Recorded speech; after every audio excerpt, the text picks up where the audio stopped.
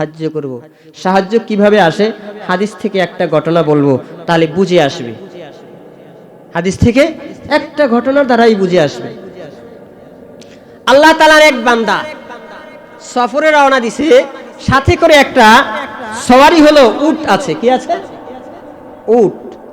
এই উটটা মরুভূমির ভিতরে, মরুভূমির হাজার হাজার মাইল পাড়ি দিয়া তারপর আসছে। উটটা গাছের তলায় বাইন্ধা যখন ছায়া পাইছে একটু বিশ্রাম নিতেছিল, যেই উঠতো এটা দড়ি ছিঁড়া আর একজনের খেতে যাইয়া গাছ টাছ খাইয়া ফেলাইছে। আচ্ছা, আপনাদের ক্ষেত যদি খায় রাগ উঠবো না থামবো?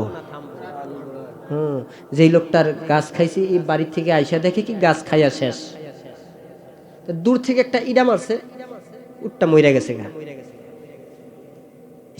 কত বড় একটা উঠ! আর একজনে কইতেছে ইস, যে উঠ তো একটা মাইরা লাইছে। তো উঠ যখন মইরা গেছে, মনে মনে চিন্তা করতেছে, আমি তো একটা আমার গাছ খাইছে, আমি মানুষের উট মাইরা ফেলাইছি। আরে কাল কিয়ামতের ময়দানে আল্লাহ তাআলা যদি আমারে ধরে, তোমার কয়টা গাছ খাইছে এই জন্য তুমি মানুষের উট মাইরা ফেলাইছো, আল্লাহর কাছে কি জবাব দিব? চিন্তা করছেন কেমন ভয়।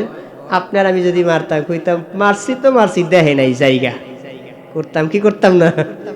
এটা তো আমার আপনার মার ভয়। পালা তাড়াতাড়ি। উট মাইরা এবার খাড়ায় রয়েছে, যায় না। উটের মালিক ঘুম ভেঙে গেছে, উট খুঁজতেছে, উট খুঁজতে খুঁজতে যায় দেখে আর একজন মানুষ উট মাইরা পাশে খাড়াইয়া রয়েছে। আচ্ছা, যখন দেখছে তার উটটা মাইরা ফেলাইছে, মরুভূমির ভিতর দিয়ে সফর করে আসছে, এই মরুভূমির পথ পাড়ি দিতে হবে, রাগ বাড়ছে না কমছে?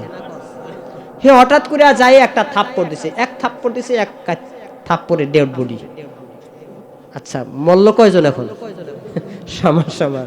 আচ্ছা, এখন এই আর একজন এই লোক করছে কি, কয় আমার না একটা উট মারছিল সাধারণ, আমি তো একটা মানুষেই মাইরা ফেলাইলাম। আরে কাল কিয়ামতের ময়দানে আল্লাহ যদি কয় যে তোর একটা উট মারছে এই জন্য তুই একটা মানুষই মাইরা ফেলাইলি, আমি আল্লাহর কাছে কি জবাব দিব? বিচার দুনিয়াতে হয় হোক, আখিরাতের বিচারের সম্মুখীন হতে চাই তো মানুষ একটা উট মরা, মানুষ মরা লইয়া খাড়াইয়া রইছে।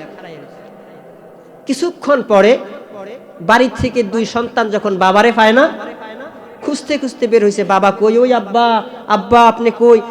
বাবা সারা টারা দেয় না, যায় দেখে যে বাবারে লইয়া আর একজন যুবক খাড়াইয়া রয়েছে। আচ্ছা, আপনার বাবারে মাইরে হেলাইছে, আপনারা দুই ভাই যাইয়া যদি দেখতেন আপনার বাবার লাশ সামনে লইয়া এক যুবক খাড়াইয়া রয়েছে, আচ্ছা বলেন তো দেখি আপনি কি করতেন? আচ্ছা, আপনি বড় মাওলানা সাহেব, কি করতেন এই মুহূর্তে? মাওলানারে কইতেন যে তোর এবার ট্যাংরে খুঁজছে রাখলাম, আগে মার। করতেন কি করতেন না? আগে পরে মাওলানা মানে বাপরে মারছে, তোরে কি আস্থা রাখ? হ্যাঁ বৈঠালা, লগি বৈঠার খেলা খেলে দেশকে। হ্যাঁ, এটা তো মালিকের ভয় অন্তরে শয়তানের ভুলে করে ফেলছে। যুবক দুই ভাই মনে মনে ভাবে, ও ভাই কি করবা এবার? বলে কিছু করা যাবে না, ওমরের আদালতে চলো, ওমরের আদালতে বিচার দিব, ওমরের আদালতে নিয়ে চলো। এই যুবককে ওমরের আদালতে নিয়ে গেছে। বলে ও যুবক কি হয়েছে? এই ঘটনা, আমার উট মারছে, আমিও মাইরা ফেলাইছি। বলে ও যুবক তুমি কি জানো মানুষ, তুমি একজন আস্ত মানুষকে মেরে ফেলছো, এর বিচার কি? বলে জানি, হত্যার বদলে হত্যা। তাই যদি তুমি জেনে থাকো ওমরের আদালতে তোমার বিচার হবে, কেন তুমি পালাইলা না? যুবক বলে ও আমার ওমরের আদালত বড় নাকি আমার আল্লাহর আদালত বড়? ওমরের আদালতে কতিপয় মানুষ দেখবে আমি যুবকের বিচার হইতেছে, সর্বোচ্চ শাস্তি হবে জানের বদলে আমার জানটা নিয়ে নিবেন, এর থেকে বেশি শাস্তি ওমর আপনি দিতে পারবেন না। কিন্তু কাল কিয়ামতের ময়দানে লক্ষ কোটি কোটি মানুষ থাকবে, ওই মানুষের মধ্যে আমার যদি বিচার করা হয়, আমার এর থেকে বেশি লজ্জিত হতে হবে। তাই আমি চাই ওমরের আদালতে আমার বিচার হোক, কয়েকজন মানুষের সামনে আমার বিচার হবে, কোটি কোটি মানুষের সামনে আমাকে বেইজ্জতি হতে হলো না। এটা তো আল্লাহর ভয়। তবে আমার আপনি বিচার করবেন, কোনো আপত্তি নাই। একটা কথা আমার, একটা দাবি। কি দাবি তোমার? আমার বাড়িতে কিছু ঋণ আছে। আমি জানি আমার বিচার যখন করে দিবেন তখন আমার হত্যার বদলে হত্যা আল্লাহ যদি মাফ করে দেয় আমি মাফ পেয়ে যাব, কিন্তু পরের হক যদি আমার উপরে থাকে এই গুনাহ কোনোদিন মাফ হবে না। পরের হক মারুন না মনে হয় আমাদের সমাজে নাই, এগুলো আগে ছিল। আসেনি? এখন আছে? ওরে মা গো মা, হেতি 5 কলি টুপি মাথা দিয়া 10 কলি উষা লাম্বাট পাগড়ি, এরপর জুব্বা পইরা সামনের কাতারে আইসা নামাজ পড়ে। আছে না ভাই? ওরে শয়তানের শয়তান, তোমারই তো আল্লাহর ফেরেশতারা খুশি, তুমি জান্নাতে যাইবা।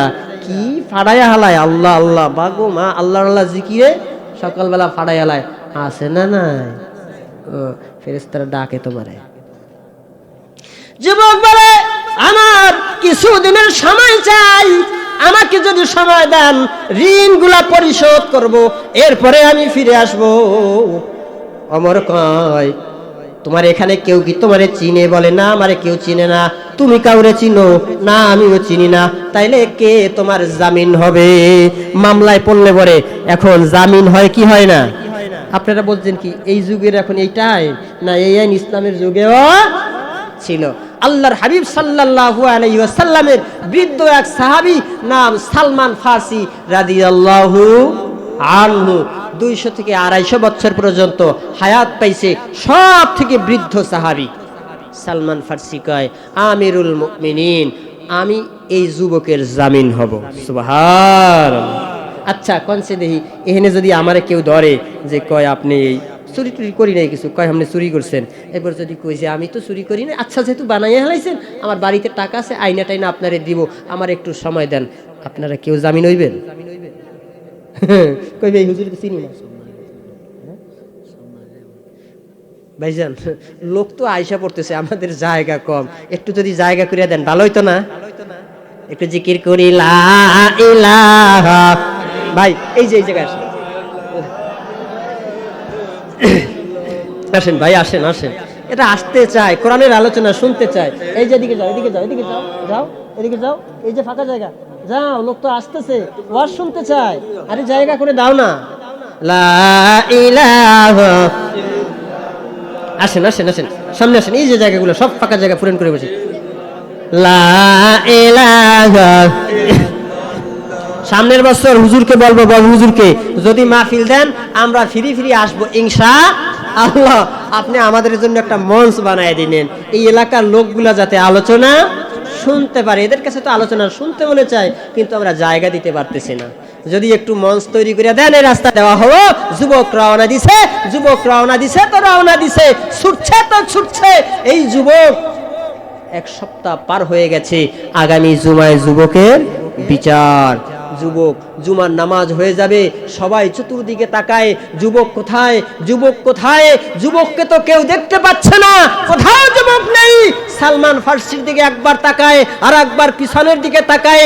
যেই ওমরের ওমর, যেই ওমরের ওমর, যারে শয়তান দেখলে পরে যেই রাস্তা দিয়ে ওমর হেঁটে যায় ওই রাস্তায় শয়তান 40 দিন পর্যন্ত আর আসে না।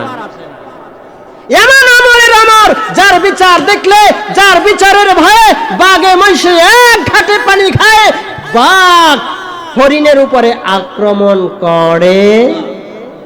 এই অমরের আদালতে সালমান ফার্সির বিদায় সাহাবায়ে কেরাম কাঁদতেছে, অঝর নয়নে কাঁদতেছে। আহারে রাসূলের সবথেকে প্রিয়তম সাহাবী, সবথেকে বৃদ্ধ সাহাবী আজকে জীবনটা দিয়ে দিবে। কোনো অপরাধ নাই, কোনো অপরাধ নাই, নিরপরাধী একটা লোকের আজকে ফাঁসি হয়ে যাবে। সবাই কাঁদতেছে। জামিন যিনি তারই তো বিচার হবে না আসলে। হ্যাঁ, সবাই কাঁদতেছে। সালমান ফার্সি নিচের দিকে তাকায়া 2 চোখের পানি ছেড়ে দিছে। আল্লাহ, যদিও জীবন দেই, একজন মুমিন ব্যক্তির জন্য জীবন দিব, যেই ব্যক্তির ঈমান, যেই ব্যক্তির হৃদয়ের ভিতরে আমি সালমান ফার্সি দেখেছি ইমানের নূর প্রজ্বলিত আছে। জুমার নামাজ শেষ, ঘোড়ার পায়ের শব্দ শোনা যাচ্ছে। এক যুবক মরুভূমির ভিতর দিকে বালু উড়িয়ে আসতেছে মসজিদে নববীর দিকে। সুবহানাল্লাহ বলতেন না?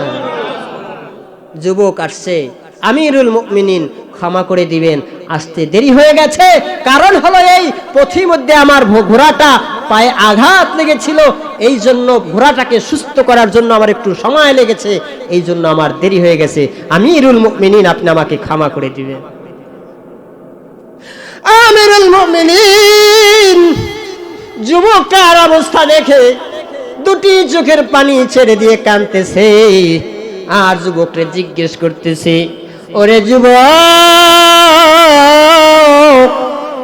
তুমি আবার ফিরে আসছো, কার দরবারে ফিরে আসছো তুমি কি জানো?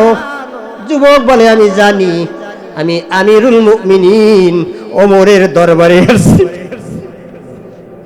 ও যুবক, তোমার অবস্থাটা এই মুহূর্তে কি হবে তুমি কি জানো?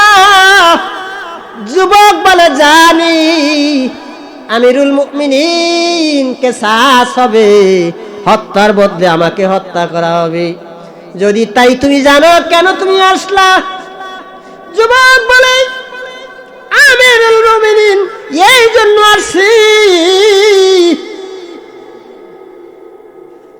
দুনিয়ার ভিতরে এমন একটা উদাহরণ কায়েম করতে চাই, দুনিয়ার মানুষেরা যুগে যুগে মুসলমানদেরকে মনে রাখবে, বলবে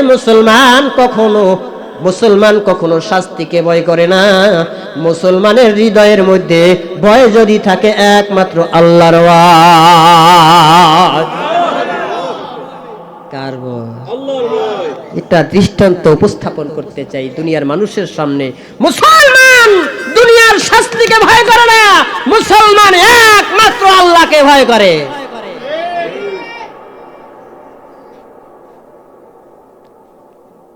যুবক তাই, হ্যাঁ, এই অবস্থা দেখে ওই যে দুই ভাই যারা ওমরের আদালতে বিচার দিছে, তারা দুই ভাই কয়, আমিরুল মুমিনিন, আমরা আমাদের বাবার হত্যার বিচার চেয়েছিলাম, যুবকের ঈমানের অবস্থা দেখে আমিরুল মুমিনিন আমরা আমার বাবার হত্যার বিচার চাই না, যুবকরে আমরা ক্ষমা করে দিলাম।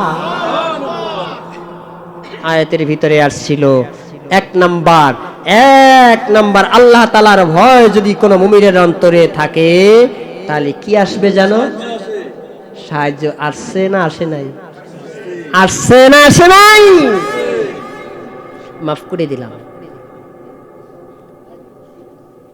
এবার সালমান ফার্সি রাদিয়াল্লাহু তাআলা আনহুকে ওমর প্রশ্ন করে, আমার বলে, সালমান, আপনি জানেন এই যুবক যদি নষ্ট তাইলে আপনাকে ফাঁসি দেওয়া হতো, আপনি এই কথা জানেন কি জানেন না? বলে, জানি। তারপরও কেন আপনি এই জায়গায় আপনি তার জামিন হয়ে গেলেন? বলে, মুসলমানদের সামনে একটা উদাহরণ পেশ করতে চাই, একটা উদাহরণ রেখে যেতে চাই, নয়তোবা মুসলমানদেরকে দেখলে পরে কাফের মুশরিকরা হাসবে যে মুসলমানদের সামনে অপর মুসলমান ভাই যখন বিপদে পড়ে যায়, মুসলমান ভাই তখন তার সাহায্যের জন্য আগায়া আসে না। সুবহানাল্লাহ কইতেন না?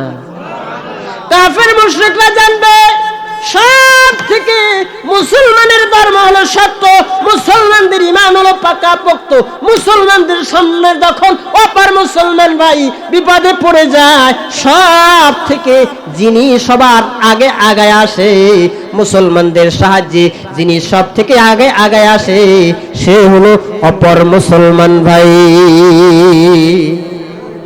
ঠিক না বেঠিক? আমরা আসি তো?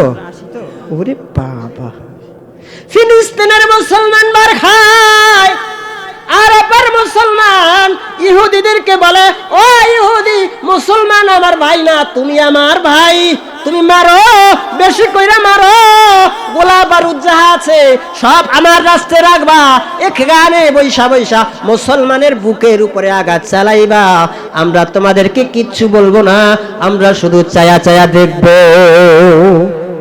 আছে না নাই? আছে না নাই? মুসলমানের থেকে বড় মুনাফিক আর দুনিয়াতে কে আছে বর্তমানে? মুনাফিকরা আমাদেরকে দেখলে পরে মিটি মিটি হাসতো যে আমাদেরকে মহান মুনাফিক কইছে, এরা তো সব থেকে বড় মুনাফিক।